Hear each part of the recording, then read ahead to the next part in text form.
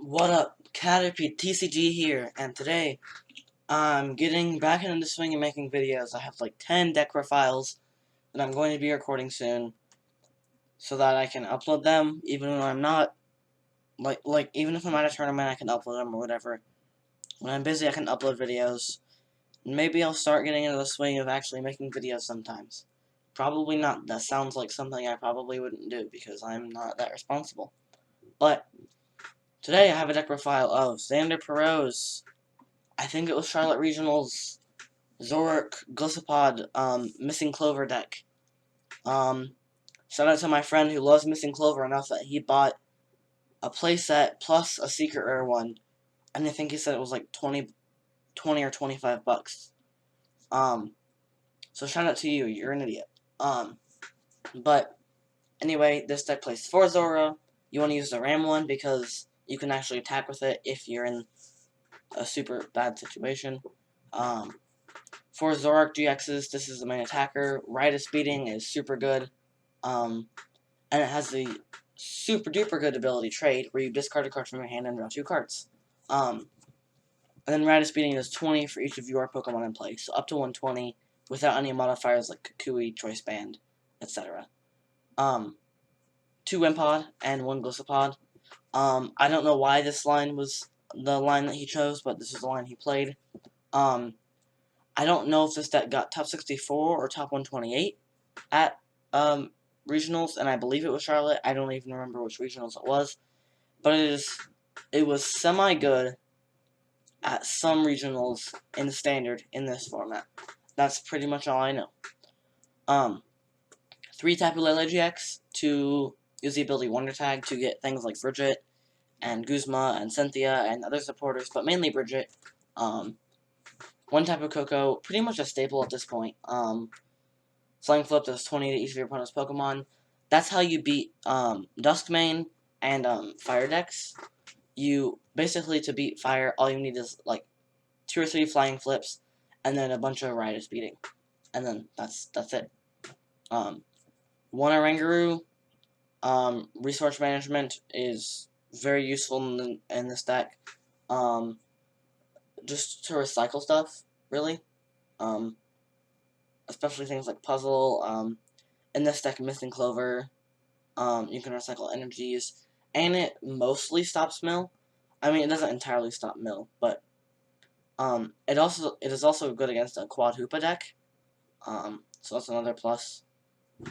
And then it plays 2 Puzzle counters, a Mew EX and a Mewtwo. If you don't have the Mew EX, you could probably play a second Mewtwo. But basically, these are just your attackers to knock out Buzzwole. Mewtwo, with a Choice Band, can knock out a Buzzwole that has 3 energies on it. And then Mew EX can copy things like First Impression and Ride Speeding to knock out Buzzwoles. The thing with the Mew EX is, while it is easier to knock them out with Mew, it has less HP and it's an EX.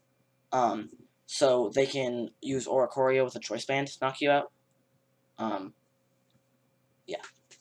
For Brigette, to get your Pokemon out faster, like Zoroarks and Zoras, not Zoroark, and Wimpod, and sometimes Oranguru and Tapu Koko.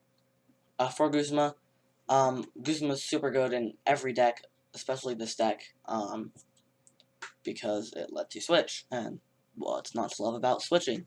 And you can hit basically whatever you want on your opponent's side of the field. 3N, 2 Cynthia, both great draw supporters. 2 Acerola, so that if you're hit, you can Acerola and pick it back up, and they are not able to knock you out the following turn and take 2 prizes. Mallow is good because you can sort the top 2 cards of your deck, and you can trade for them. So it's essentially just get 2 cards, whatever you want. It is a supporter, and then if you never need to use it, you can trade it away, and it's not that big of a deal. 1 Parallel City.